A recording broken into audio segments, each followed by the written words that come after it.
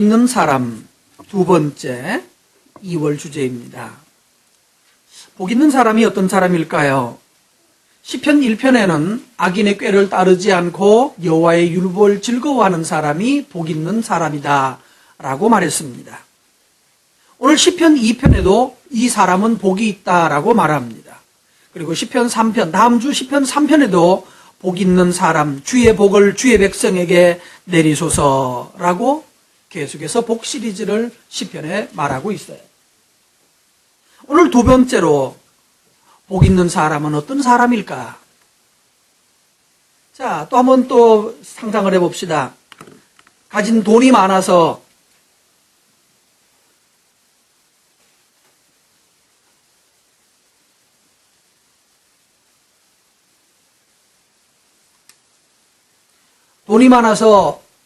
뭐든지 하고 싶은 거 못하는 게 없고, 또 기분 낼 때 딱 기분 낼 수 있고, 또 다른 사람, 어려운 사람 있으면 얼마 필요해? 착! 이렇게 바로 즉석에서 빼줄 수 있고, 이런 사람이면 복 있는 사람 맞죠? 우리가 제일 바라고 기대하는 바가 사실 이겁니다. 저의 마음속에도 좀 그러고 살았으면 좋겠습니다.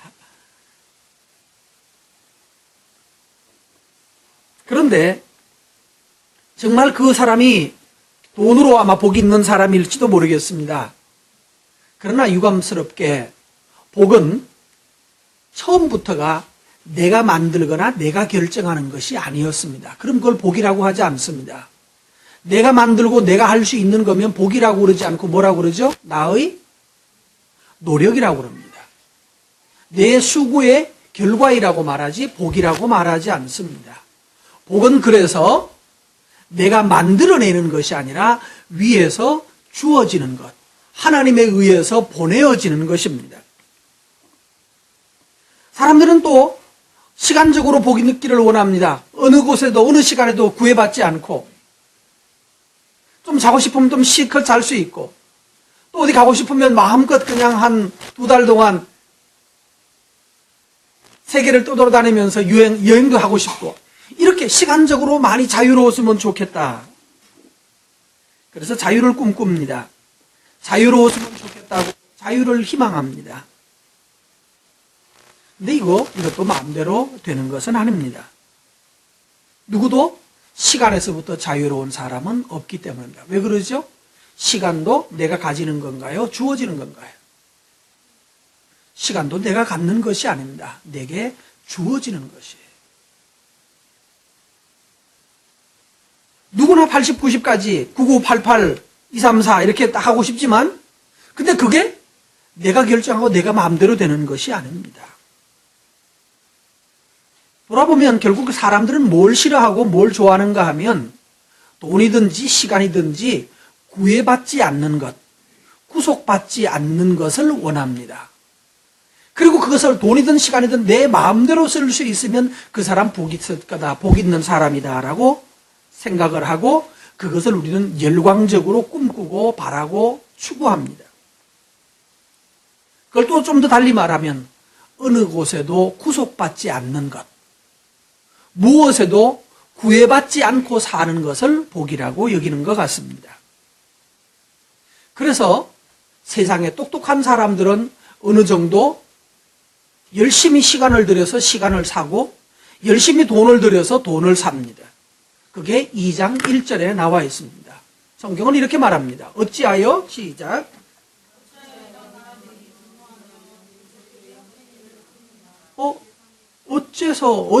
어찌하여 이방 나라들이 분노하며 민족들이 헛된 일을 꿈꾸는가?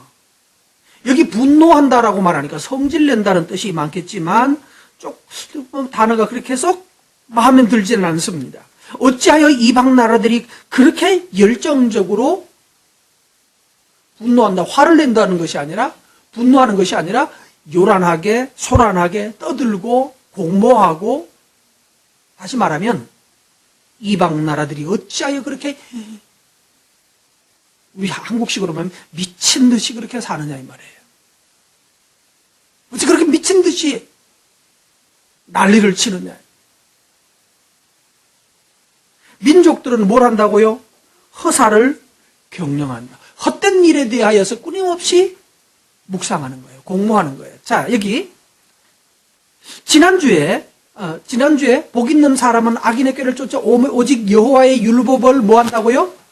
즐거워하여서 그 율법을 주야로 묵상한다는 말의 뜻이 뭐라고 그랬죠? 하가라는 단어인데 뭐하다? 되새김질하다. 입안에 넣고 중얼중얼 씹다. 그런 뜻이었다고 그랬죠. 그런데 지금 민족들이 헛된 일을 꾸미는가라고 하는 이 단어가 민족들이 어찌하여 하가하는가? 똑같은 단어예요. 묵상한다는 단어와 경영한다는 단어. 그러니까 경영이라고 번역을 한 게 조금 문제가 있죠. 그러니까 좋은 묵상하고 구분하려고 그 경영이라고 아마 했는지 모르지만 끊임없이 골몰이 생각하는 거예요. 뭐 좋은 방법 없을까? 좋은 아이디어 없을까? 좋은 아이템 없을까? 그래, 이러면 될까? 저러면 될까? 끊임없이 마음속에서 뭐 좋은 방법, 좋은 길, 좋은 뭐가 없을까? 좋은 계속 머릿속에서 중얼중얼. 맞아, 그럼 될까? 맞아. 그건 아니지. 계속해서 입에서 뭐 한다고요? 뭘 생각한다고요? 헛된 것을 묵상을 해요. 아니, 헛된 거 아니고 진짜 묵상할 거는 뭐라고 그랬죠? 여호와의 율법을 즐거워하여 그 율법을 주야로 씹고 씹으랬더니만은 사람들은 뭘 씹어요? 헛된 것을 씹고 또 씹고 어떻게 하면 되는 방법 없을까? 어떻게 하면 부자 될까? 어떻게 하면 오래 살까? 어떻게 하면 나도 행복하게 살 수 있을까? 끊임없이 고민합니다. 참 이상한 것은 출판 소식을 이렇게 보면 경영에 대한 아이디어가 손자병법부터 시작해가지고 유럽에서는 국가론 이런 엄청나게 많은 황제가 어떻게 경영을 해야 되는지, 돈 있는 사람이 어떻게 경영을 해야 되는지, 어떻게 살아야 되는지 처세술이 끊임없이 나왔었는데 1년에도 50개, 60개 이상 나오는데 그런데 또 보면 또 다른 경영학이 또 나온다는 거예요. 또 나와 있어요.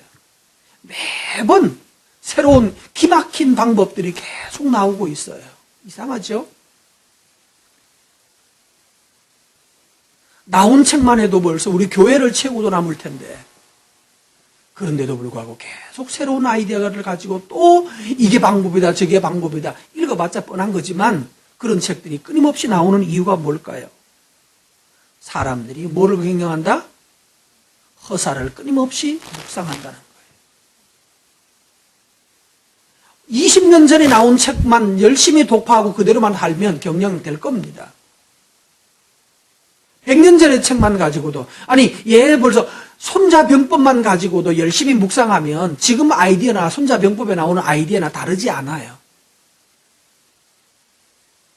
그런데 뭔가 그거 가지고는 안 될 것 같아서 또 다른 것을 계속 묵상하면서 책을 내고 책을 읽고 사고 이런 일들을 하는 이유가 뭔가 하면 허사를 경영한다. 허사를 묵상한다는 것입니다. 오늘 성도 여러분, 이런 깊은 묵상이 돈에 대한, 오래 사는 것에 대한, 건강에 대한 이와 같은 깊은 묵상이 결국은 뭐를 버리는지 아십니까? 2절 말씀. 세상의 군왕들이 나서며 관원들이 꾀하여 뭐 한다고요? 여호와와 하나님과 메시아를, 그리스도를 대적한다. 하나님하고 한번 붙어보는 거예요. 하나님과 싸우는 거예요. 그 다음에 두 번째로는 3절, 우리가 그들의 맨 것을 끊고 그들의 결박을 벗어버리자 하는도다. 사람들이 꿈꾸는 열망이 뭐라고요? 뭘 경영합니까? 어떻게 하면 하나님으로부터 벗어날까? 두 번째는요, 어떻게 하면 하나님을 밀어낼 수 있을까? 하나님에 대하여, 주님에 대하여서, 메시아에 대하여서 대적합니다. 하나님을 내 삶에서 몰아내고 나만이 아름다운 세계를 만들겠다고 노력을 합니다. 이게 우리가 갖는 가장 큰 무서운 점입니다.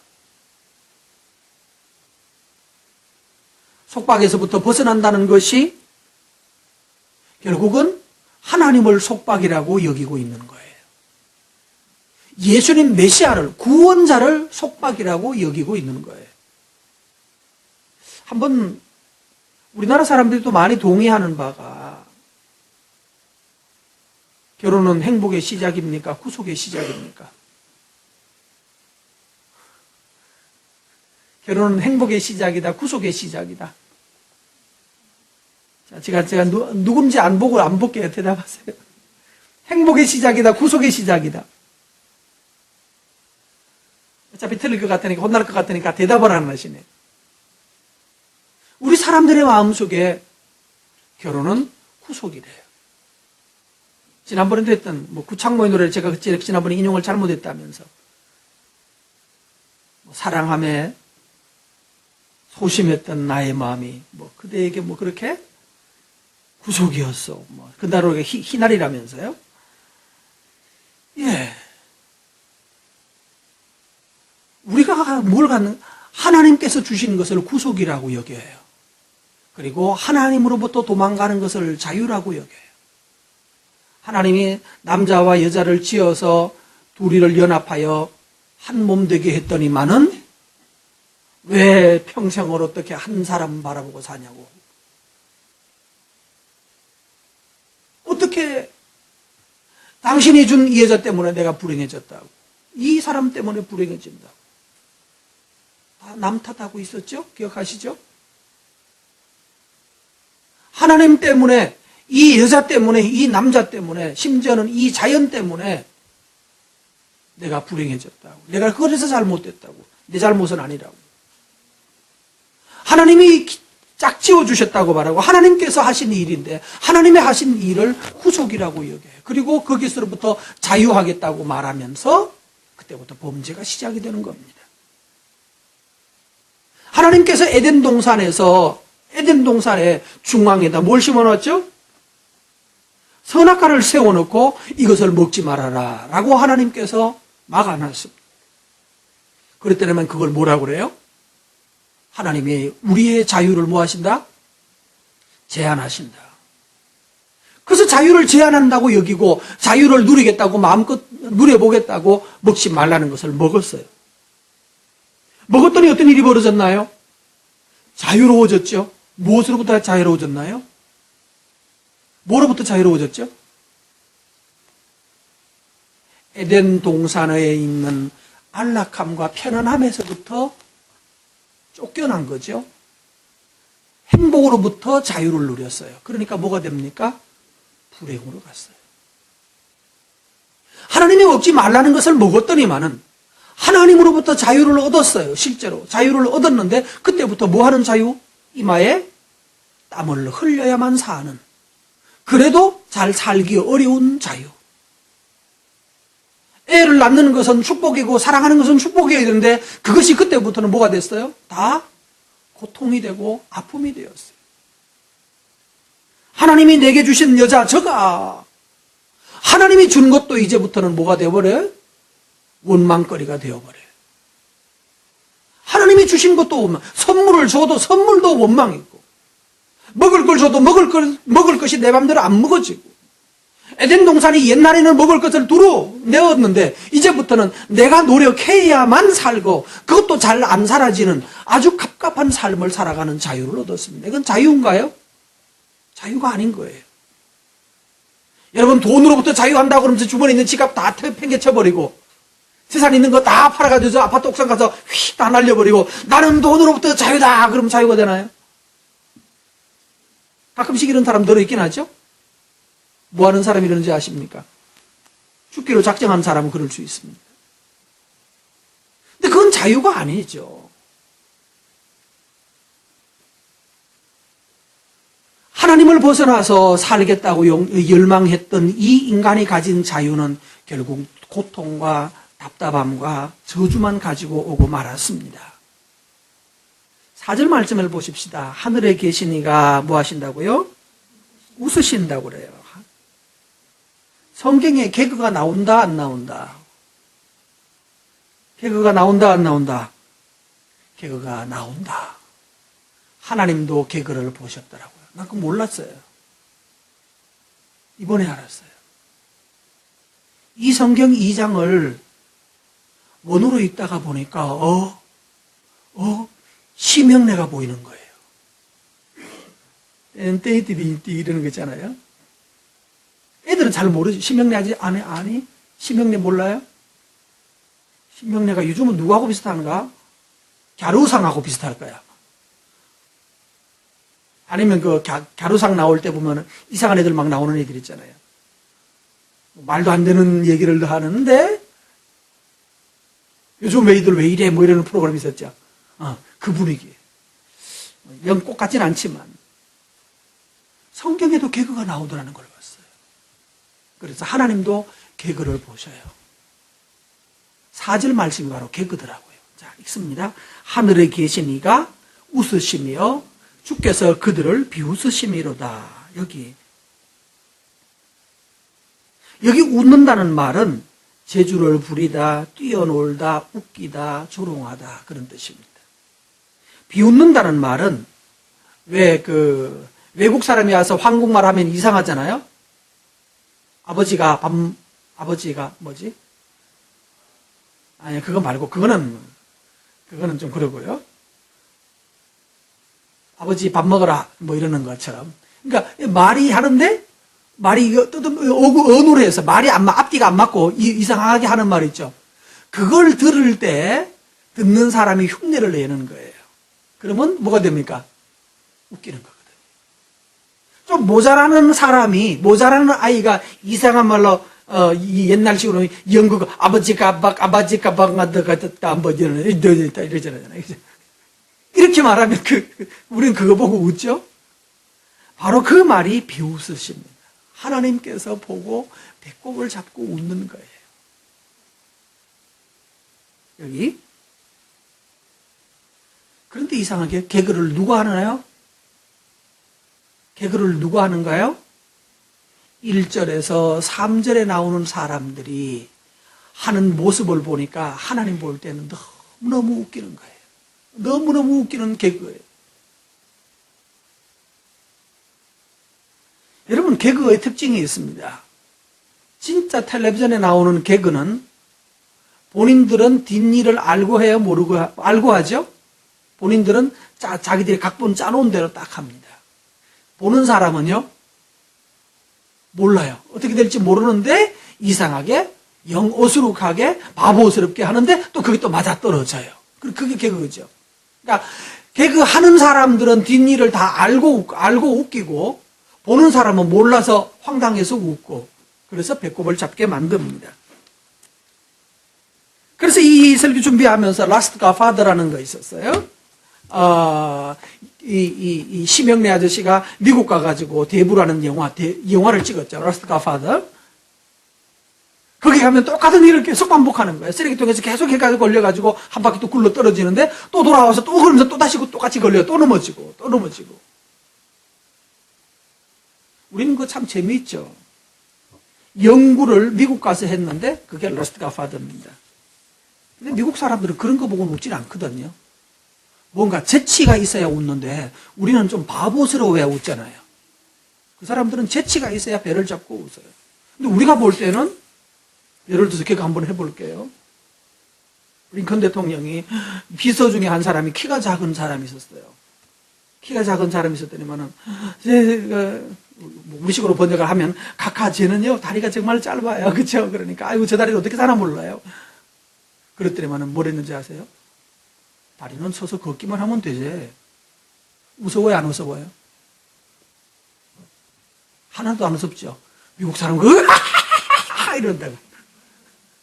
우리는 하나도 안 무서운데 그 사람들은 아이디어가 있어야 돼요. 어떤 말에 우와, 그래서 위트라고 개그보다 위트 뭔가 이렇게 깜짝하는 아이디어가 있으면 그때 막 배꼽을 잡고 웃어요. 근데 우리는 하나도 안 무섭죠. 우리는 뭐에 어떻게 무섭나요?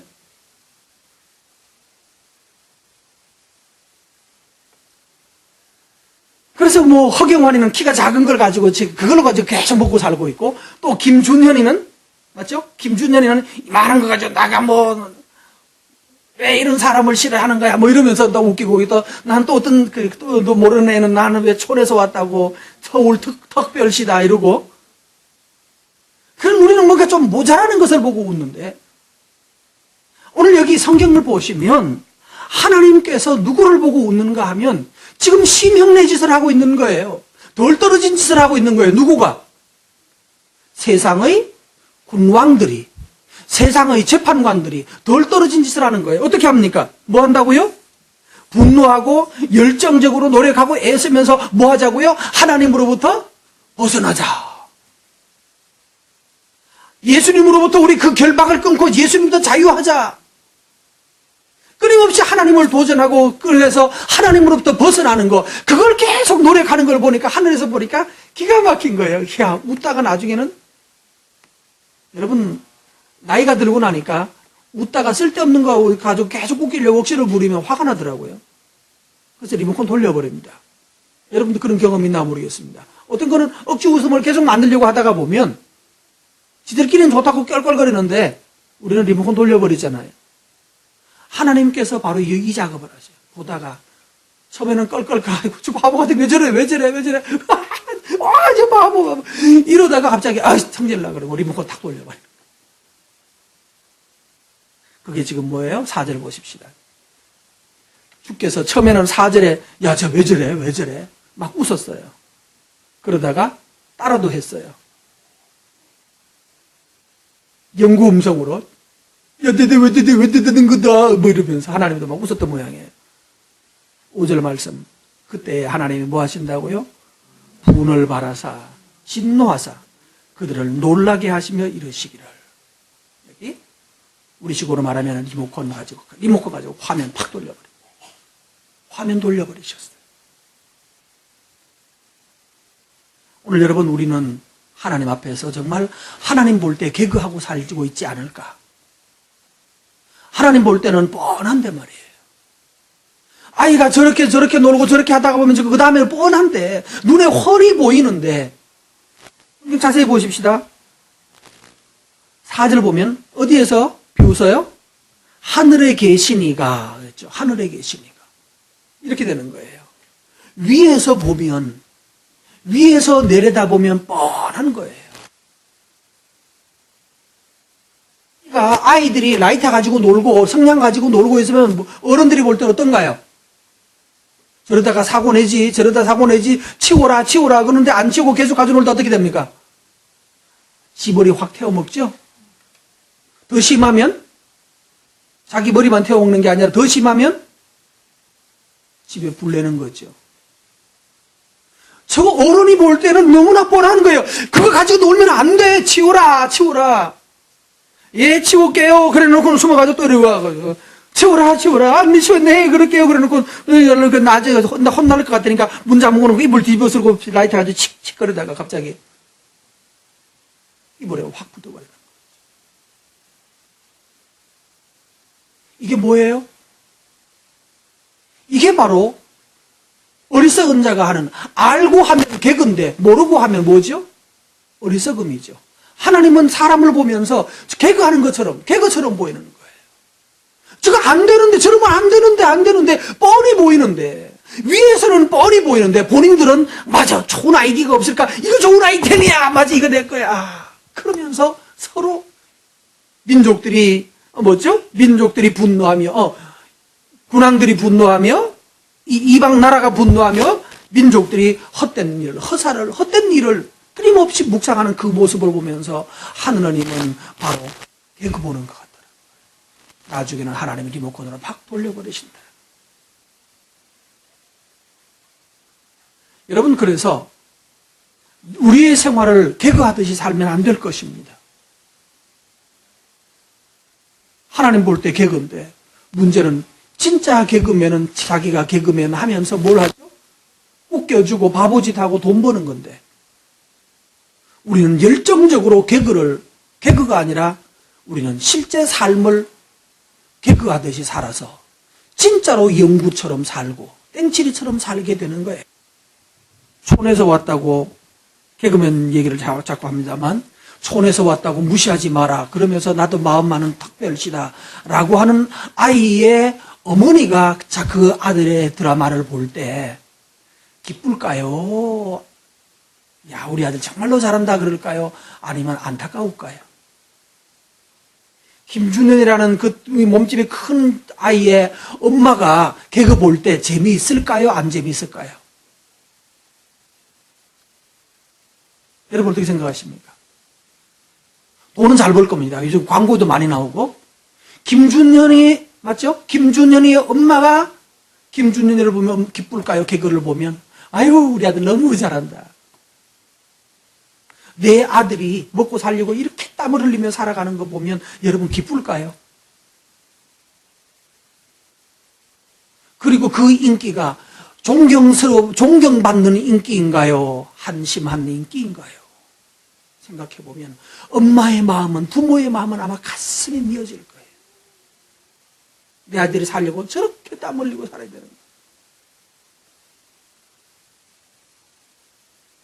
내 아들 저 시골에서 갔다고 저 서울 놈들이 끊임없이 내 아들 조롱하는 거잖아요. 마음 많은 특별시도 아니고 특별시다.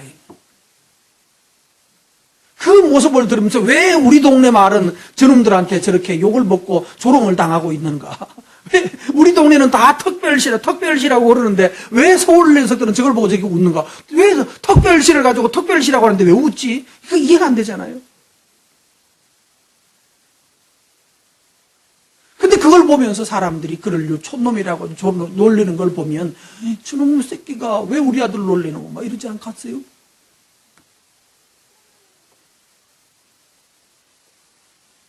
하나님께서 나를 보시면서 자식이 바보스럽게 개그하는 것도 아닌데 바보스럽게 개그하듯이 살면 하나님 마음에는 불붙을 것입니다.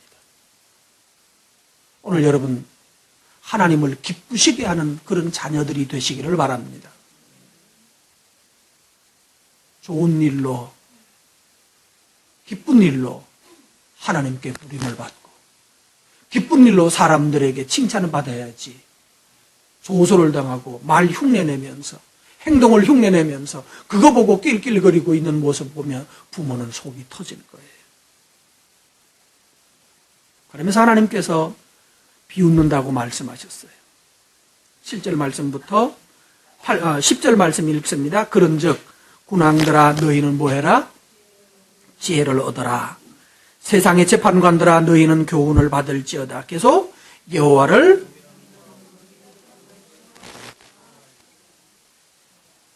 그 아들에게 입맞추라.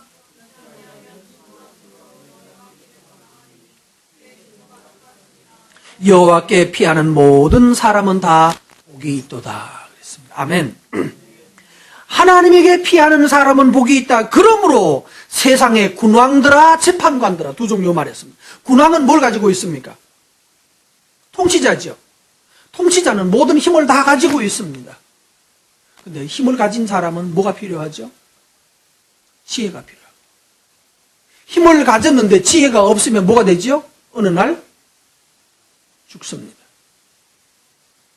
명대로 못 삽니다. 힘을 가졌는데 지혜가 없으면 명대로 못 사는 거예요. 세종대왕 얘기를 하려고 합니다. 세종대왕은 지혜로운 왕이었습니까? 미련한 왕이었습니까? 왜요?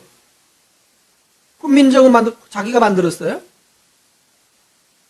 자기가 만들었어요? 신하들이 만들었지. 수국이를 자기가 만들었어요? 열심히 공부해가면서 장학금 많이 주고, 그 다음에 과학, 지능기금 만들어가지고 돈 좀 많이, 학자들에게 돈 많이 줬더니만은 그들이 만들었지. 자기가 만들었나? 자기가 한 것은 뭐 한 거예요? 아니요. 과학지식부인가? 지식과학부인가? 그거 만들어서 후원 팍팍 해주고, 나라호 싸봐 그러면서 나라호에 돈 팍팍 주니까, 그 다음에 그걸로 나라호 올린 거지, 이명박 대통령이 나라호 쌓아 올렸나요? 근데 이명박 대통령 때 해서 그 어른이 칭찬을 받는 거죠. 이 세종대왕께서는 다 좋았는데, 참 훌륭한 점이 많은데, 머리도 좋고 다 좋았는데, 또한 치명적인 약점을 많이 가졌습니다. 이분은 어릴 때부터 고기 아니면 안 먹었습니다. 고기 반찬이 없이는 밥을 못 먹었어요. 먹는 거 너무 좋아했어요. 그리고 극단적으로 운동을 싫어했어요. 자, 고기 많이 먹고 운동은 무서워하고 어떻게 됐죠? 30대에 당뇨병이 발병을 했고 40살에는 더 이상 정물을 볼 수 없어서 왕 역할을 할 수가 없어서 아들한테 경영권, 결재권 있죠? 결재권을 아들한테 이양했어요. 그 아들이 했어요.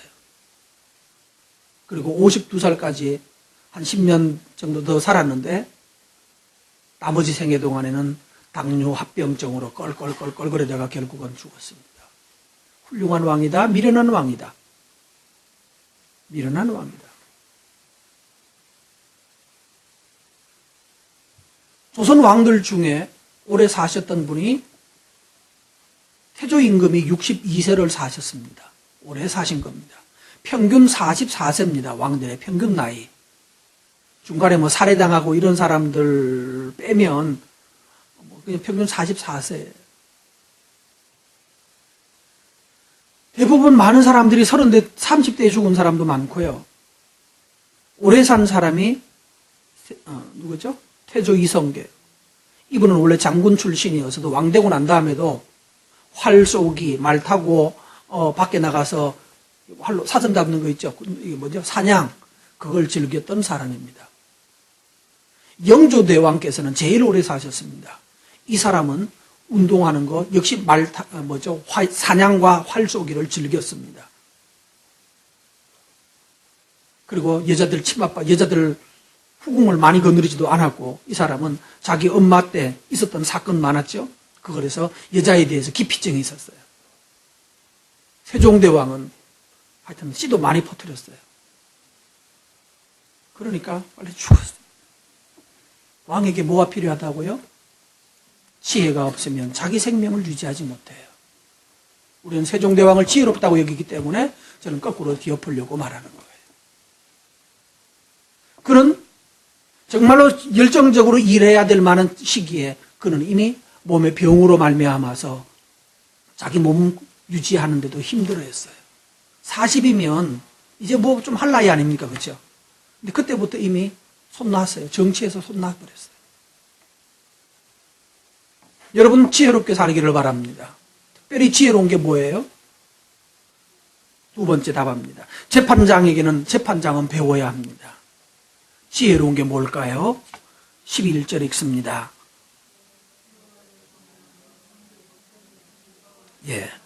여호와를 경외함으로 섬겨라. 존경하면서 섬겨라. 그 다음에 즐거워하는데 즐겁다가 보면 하나 문제가 생깁니다. 너무 좋으면 사람이 어떻게 되죠? 너무 즐거우면 뭘 잃습니까? 이성을 잃어요. 도를 넘어요. 그렇죠? 즐거울 때 조심할 일. 너무 기분 좋아서 한 잔 했습니다. 한 잔이 좀 하다가 보니까 한 잔밖에 안 먹은 것 같은데 어쨌든 도착해 보니까 어디로 간 거예요? 공원묘지더라고. 이렇게 되는 거죠. 너무 기분 좋아서 한 잔밖에 안 먹었는데 도착해 놓고 보니까 공원묘지라고. 3일 후에? 이러면 안 되는 거죠. 너무 기분 좋아서 명절이라서 친구들 만나고 친척들 만나고 너무 기분 좋아서 한잔하고 그 다음에 출발했는데 도착해 보니까 3일 후에 공원묘지에 아니면 벽제 화장장에 도착해 있으면 안 되는 거잖아요. 뭐가 문제죠? 즐거울 때 조심하셔야 됩니다. 즐거울 때 뭐하라? 하나님은 뭐하라? 지혜로운 사람은 즐거울 때 뭐하라? 성경 보십시오. 즐거울 때 그냥 즐거워하면 안 됩니다. 반드시 도를 넘습니다. 뭐 하면서? 떨며 즐거워하라. 떨어라. 두려움을 가져라. 즐거울 때 두려움을 가져야 합니다. 이게 바로 뭐예요? 지혜예요. 이게 지혜예요. 왕이 잘 되고 있을 때 뭐 해야 됩니까? 사람들이 왕을 존경하고 세종대왕 만세를 부르고 있을 때 뭐를 해야 되죠? 떨어야 됩니다. 어느 순간 나한테 화살 날아올지도 모르고, 어느 순간 내 밥그릇에 독이 들어있을지도 모르고, 어느 순간 그것도 저것도 아니니까 누가 공격했습니까? 단 거 좋아하고 맛있는 거 좋아하고 고기 좋아하던 자기의 생활 습관이 자기를 공격해서 40의 왕을 쓰러뜨려 버렸습니다. 그럼 누가 죽인 거예요? 왕을, 세종을. 그 머리 좋은 왕이었는데 그쪽에는 지혜가 없었어요. 즐거워할 때 어떠하라? 떨어라. 하나님을 섬길 때는 어떻게 섬겨라? 경외함으로 섬겨라. 이게 바로 하나님 주시는 지혜입니다. 그 다음에 하나 할 일이 또 하나 더 있습니다. 12절입니다. 읽습니다. 예, 뭐하라? 아들에게 입 맞춰라. 아들에게 입 맞추라는 말은 뭔 뜻일까요? 입 맞춘다는 말이 뭔 얘기일까요? 아들에게 입 맞추라. 뭐 할 때 하는 행동입니까? 예? 경배할 때? 경배할 때 입 맞추기는 좀 그렇죠? 아들에게 입 맞춰라. 뭐 할 때 입 맞춰놔요? 그러니까 남자, 여자 입 맞추면 이것은 사랑할 때죠. 이스라엘 사람들은 남자끼리도 입 맞춥니다. 그렇다고 입술끼리 맞추는 것은 아니고 보통 이 볼을 이렇게 갖다 대죠. 이렇게. 자, 입 맞춘다는 말은 뭐 한다는 뜻일까요? 네? 친밀. 오케이. 친밀. 좋습니다. 예.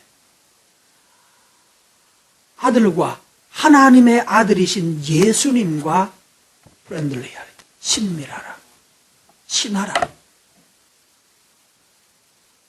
예수님하고 친해라. 내 아들하고 친해라. 그렇게 말해요. 내 아들하고 친해라. 여러분, 지혜로운 거는 혼자 하는 거죠. 하나님을 두려워하는 거, 잘 될 때 떨면서 즐거워하는 거, 이거 지혜로운 사람입니다. 근데 이것은 내 본인이 스스로 생각하는 거예요. 지나치면 안 돼. 지나치면 안 돼. 술은 한 잔이 두 잔을 먹고 두 잔이 10잔을 먹는 거야. 딱 한 잔에서 끝을 내주면서 딱 털고 일어날 수 있는 사람이 되어야 돼. 안 그러면 내가 오늘 이기 때문에 망하는 거야. 정신 차리셔야 됩니다. 이거는 내가 스스로 결정할 수 있는 거예요. 이건 내 머릿속에서 나오는, 내 인격 속에서 나오는 나의 지혜입니다. 그러나 이것만 가지고 되지 않습니다. 그 다음에요, 내 아들에게 뭐하라? 입 맞춰라. 내 아들하고 친해라. 내 아들 누구? 예수님 같이. 내가 아들을 보낼 테니까, 너랑 같이 입 맞출 수 있는 아들을 보낼 테니까, 너랑 같이 한자리에 앉아서 밥 먹을 수 있는 아들을 보낼 테니까, 네가 직접 만지고 직접 교제할 수 있는 내 아들을 보낼 테니까 내 아들하고 친하게 지내라. 여러분, 예수님과 친하게 지내기를 바랍니다. 이거 해야 되는 거예요. 예수님하고 친해야 되는 거예요. 그러니까 주님과 친하라 했더니만은 자꾸 술주자 주님하고 친해져 버리고. 그거 안 되는 거죠. 아들에게 입 맞추라. 그러면 어떻게 해요? 안 그러면 어떻게 된다고요? 너희가 길에서 망할 것이다. 왜냐하면 그의 진노가 급하심이라. 아들에게, 근데 아들하고 친하면 어떻게 될까요? 7절부터 나와 있습니다. 여호와의 명령을 전하노라. 내가 여호와께서 내게 이르시되 너는 뭐다? 내 아들이라. 내가 오늘 너를 낳았다. 그랬습니다. 아들은 뭐야고요? 하나님이 낳았다. 하나님이 보내셨다. 하나님이 보내신 아들하고 친해라. 두 번째, 8절. 이 아들은 뭘 가지고 있습니까? 8절. 예수님은 뭘 가지고 있나요? 내게 구하라. 내가 이방 나라를 너의 유업으로 주리니 너의 소유가 땅 끝에까지 이르리로다. 바로 아들에게 뭐가 있어요? 아들에게는 이방 나라를 하나님이 유업으로 주신댔어요. 아들하고 친하면 어떻게 됩니까? 예수님하고 친하면 뭐를 얻습니까? 예? 이방 나라를 유업으로 함께 누리게 됩니다. 내 소유가 어떻게 될 것이다? 땅끝까지 이르리로다. 이상하죠? 우리가 처음에 여기 시작할 때 이방 나라들이 분노하고 민족들이 허사를 경영했던 이유가 뭐였죠? 뭐 하려고? 뭐 얻으려고? 땅을 얻으려고. 또는 그 다음에 소유를 얻으려고 그랬죠? 땅을 얻고 소유를 얻기 위해서 하나님하고 대적하고 하나님의 아들하고 대적해서 그 다음에 자기가 뭔가를 찾고 누리겠다고 노력했잖아요. 그거 보고 하나님 뭐 했다고요? 하나님이 하늘에서 개그 보고 있었어요. 저걸 저래봤자 안 되는데, 저래봤자 안 되는데. 여러분, 하나님이 저러면 안 되는데 하는 일을 여러분 하면 안 됩니다. 그럼 결국 개그하는 거예요. 어디서 망한다고요? 8절에 나왔죠? 11절에? 아니요, 12절에? 어디서 말한다고? 길에서 망하는 거예요. 여러분, 분명히 맞을 겁니다. 이번 추석에도 길에서 망한 사람 많습니다. 길에서 망하면 안 되는 거예요.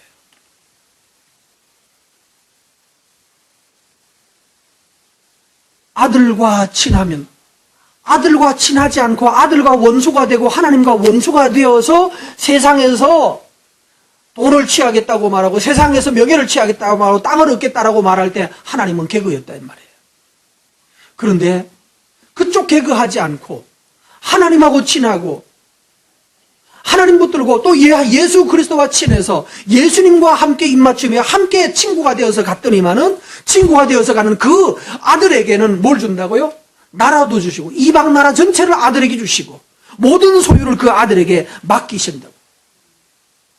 그 아들은 다시 누구에게 맡깁니까? 그 예수님은 이 나라와 땅을 누구에게 맡기나요? 그가 기뻐하는, 그를 기뻐하던 자기와 입맞춘 바로 자기의 친구들에게 그것을 맡겨주시는 것입니다. 9절 말씀에 철장으로 그것들을 깨트리고 질그릇같이 부술 것이다. 이방 나라는 다 그렇게 부서질 것이다 라는 말입니다. 말씀했습니다. 뭐하라고요? 아들에게 입맞춰야 합니다. 지혜 얻어야 합니다. 지혜만 가지고 되지 않습니다. 아들과 친해야 됩니다. 왜냐하면 지혜는 자기 있는 범위 안에서 효과를 줍니다. 그러나 아들하고 친하면 이명박 대통령하고 친했던 고소영 강부자는 다 한자리 해먹었잖아요. 두 번째, 이번에는 박근혜 후보자와 친한 사람들은 어떻게 됩니까? 말 안 해도 알겠죠? 결국은 사람 인격과 친해져야 합니다. 마지막 절 읽습니다. 여호와께 피하는 모든 사람은 다 복이 있다. 하나님께 가는 사람이 복이 있다라고 말씀합니다. 여러분, 복 있는 사람 되시기 바랍니다. 기도합시다. 우리 다 같이 기도합니다. 하나님이여,